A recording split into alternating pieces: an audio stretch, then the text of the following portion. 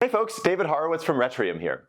A lot of times people who are new to the Scrum framework ask me the same question, which is, what exactly is the difference between the sprint review and the sprint retrospective?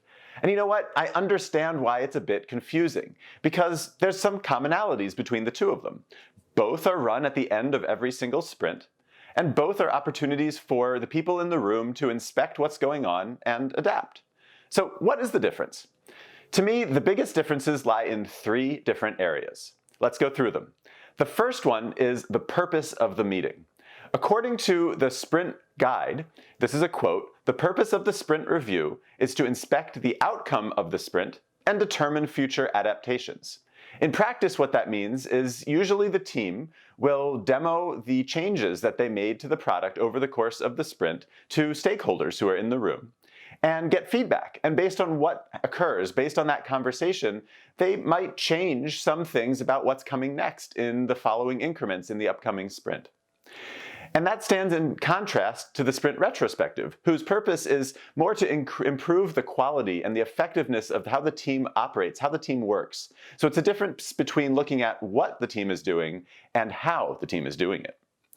The second big difference between the two is the people. I alluded to this a minute ago, but in the sprint review, not only is the Scrum team there, meaning the developers who are actually building the product, the Scrum Master, and the product owner, but also the stakeholders that are invited into the meeting. This is important because it's an opportunity for the stakeholders and the team to have open conversation in a collaborative way about the product increments that were built. And in contrast to that, by default in the sprint retrospective, you only have the Scrum team invited because it's a way for the team to ask itself, how can we work better together? And finally, the big difference, the third big difference between the sprint review and the sprint retrospective is the outcome. In the sprint review, the biggest outcome is going to be decisions on what to do next. And that might manifest itself in changes to the product backlog, for example. But in contrast to that, in the sprint retrospective, very rarely, if ever, will you be inspecting what is being built. The purpose, as I said before, is to ask yourself, how are we working as a team and what quality and effectiveness changes can we make to help us work better together going forward?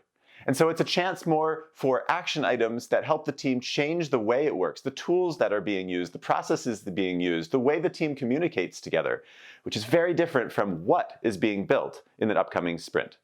So there you have it, folks. Two meetings that are run at roughly the same time at the end of every sprint with very different purpose, different people invited, and different outcomes.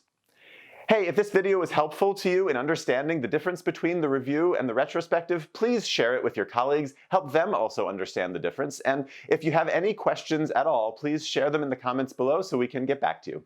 Thanks a lot, everyone, and have a fantastic day.